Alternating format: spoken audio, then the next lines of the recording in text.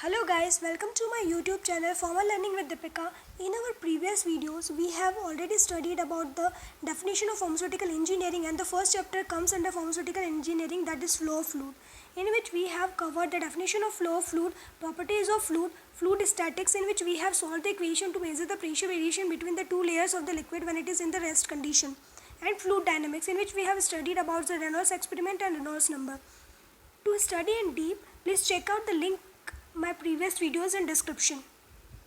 So today we are going to study about the Bernoulli's theorem.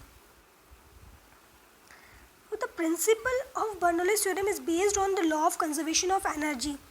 So what law of conservation of energy says? That energy neither be created nor be destroyed, but it can be transferred from one place to another. So Bernoulli's theorem states that in a steady state, the total energy per unit mass consists of pressure, kinetic and the potential energies are constant. So consider a pump which is working under isothermal condition. Isothermal condition means at the same temperature between the point A and point B. तो आप लोगों को पता है कि जब भी अपन flow करवाएंगे किसी वाटर का, तो पॉइंट ए से पॉइंट बी तक अगर पानी जाएगा तो उसको जो एनर्जीज़ की ज़रूरत होती है, तीन एनर्जीज़ की ज़रूरत होती है. एक होता है आपका प्रेशर एनर्जी, दूसरा होता है आपका काइनेटिक एनर्जी, तीसरा होता है आपका पोटेंशियल एनर्जी. ठीक है. So basically what is kinetic energy? So kinetic energy is defined as the energy possessed by the virtue of its motion. Since a liquid is under motion, here some liquid is under the motion, the velocity of the liquid may be designated as u. We are giving the velocity as u. Then kinetic energy is u square upon 2g. So as you know that kinetic energy equals to half mu square. You know very well about this equation.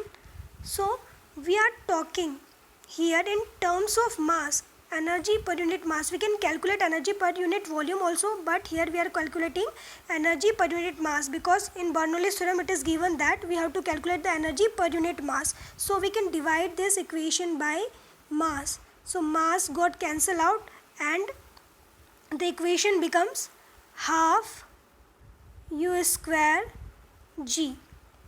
So this is the kinetic energy. Now we talk about the pressure energy. So as you all know that energy equals to work done on a body. So we can write work done on a body as force into displacement. So as we know that pressure equals to force per unit area, so we can write force as pressure into area into displacement. Then further solving this equation, pressure into area displacement equals to V. So here the equation comes pressure energy equals to PV. Now we have to calculate in terms of energy per unit mass. So we will divide this equation with mass. Now you know that density equals to mass upon volume. So by this equation we got PV density upon volume, density into volume, sorry. So volume get cancelled out, then we got pressure upon density. So here is the equation, and g is the acceleration due to gravity, which we have to write because here some acceleration is gravity is there.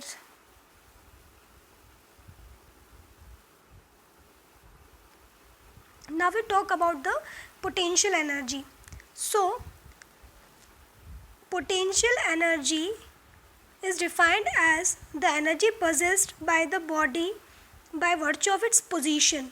So the point A is considered at a certain height.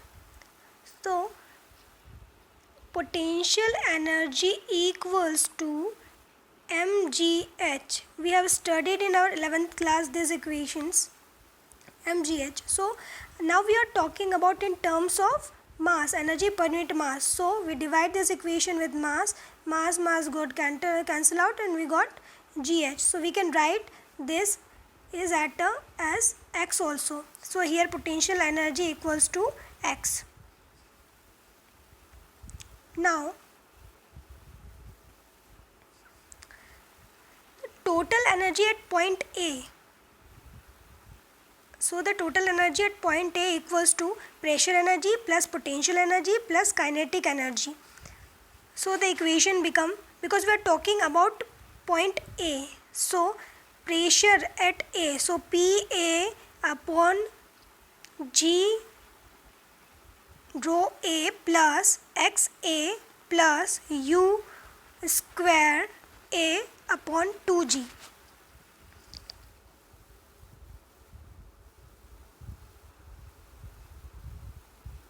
Now according to the Bernoulli's theorem, the total energy at point A is constant. So we can write this total energy as a constant.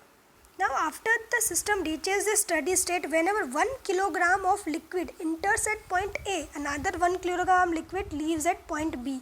So the total energy at point B is equals to the same, because the same liquid is entering, same amount of liquid is entering from point A and leaving from point B. So we can write the equation like this: total energy at point B equals to PB upon rho BG plus XB plus UB square upon 2G equals to constant. So input equals to output. So the total energy at point A is equals to the total energy at point B. तो जितनी energy point A पे लग रही है उतनी ही energy कहाँ लगेगी, आपके पॉइंट बी पर लगेगी. So the equation becomes like this. Okay, दोनों इक्वेशंस को आप इक्वल में लिख सकते हैं. Theoretically, all kind of energies involved in fluid flows should be accounted. Pump has added certain amount of energy. Here we are connecting some pump. क्योंकि pump के बिना क्या रहेगा कि आपका वाटर जो है हाइट पर है, एक हाइट पे, सर्टेन हाइट पे, तो वो पॉइंट ए से पॉइंट बी तक पहुंच नहीं पाएगा. तो पंप के जब अपन पंप लगाते हैं तो सर्टेन अमाउंट ऑफ एनर्जी वहाँ से भी लॉस होने के चांसेस होते हैं. तो कौन सी एनर्जीज होती है, आइए देखते हैं. सो एनर्जी के लॉस होने का चांसेस होता है energy loss due to the friction in the line. So friction के कारण भी लॉस हो सकता है एनर्जी का, जिसको अपन देते हैं F energy. Then some energy added by the pump, that is given by the W. So we minus this total energy from this equation. So this is the final Bernoulli's equation we can से.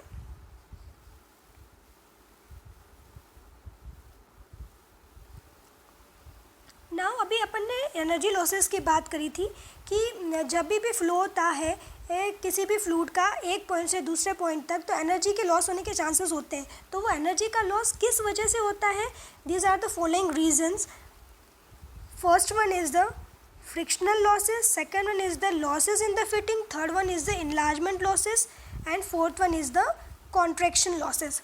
सो what is frictional losses?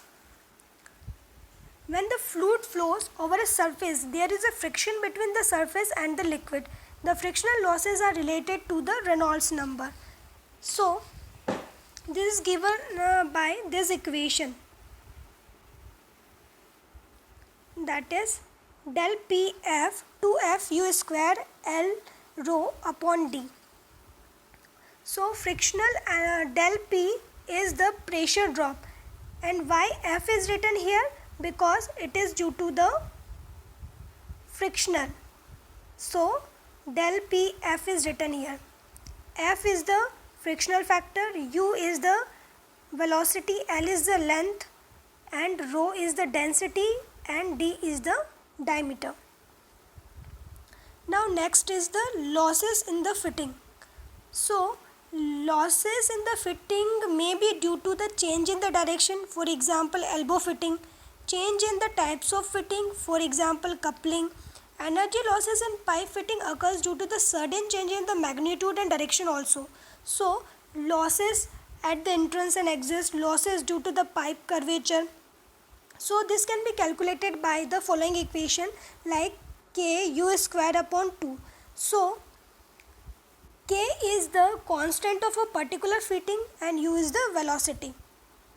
Now enlargement losses.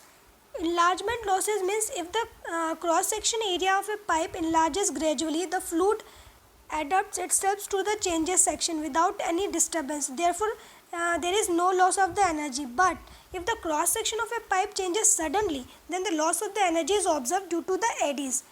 Due to this disturbance, the loss of the head will be observed. If the pipe enlarges gradually like this, if this is the pipe and it is enlarging gradually, it is enlarging suddenly, but in the condition of gradual like this, so there is no loss of the energy. But if it suddenly enlarges, then some eddies is created, so there is a loss of the energy. So the loss of the energy can be calculated by the help of this equation, that is del He equals to U1 minus U2 whole square upon 2G.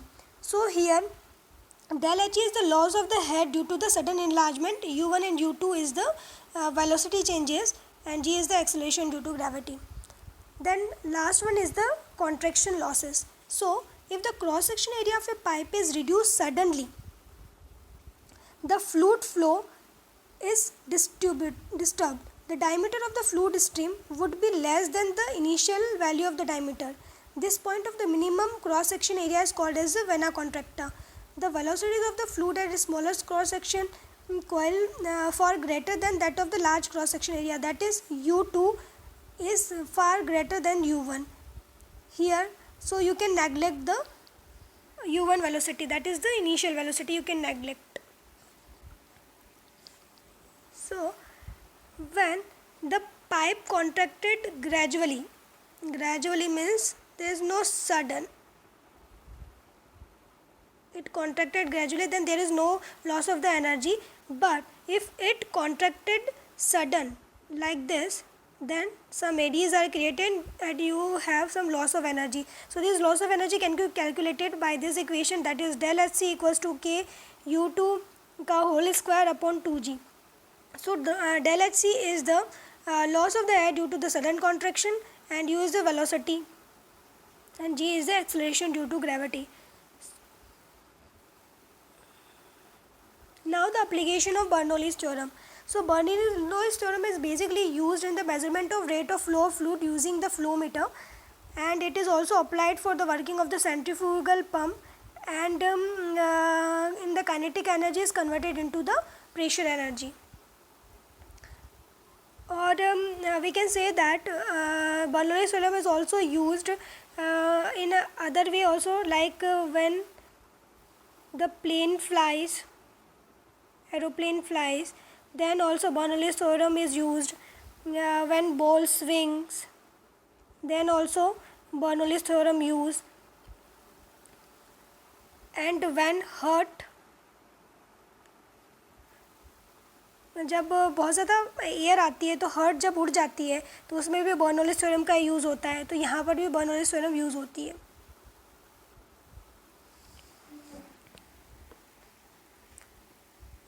Thank you for watching. Meet you in the next video lecture on manometers. Stay safe and healthy. Bye bye.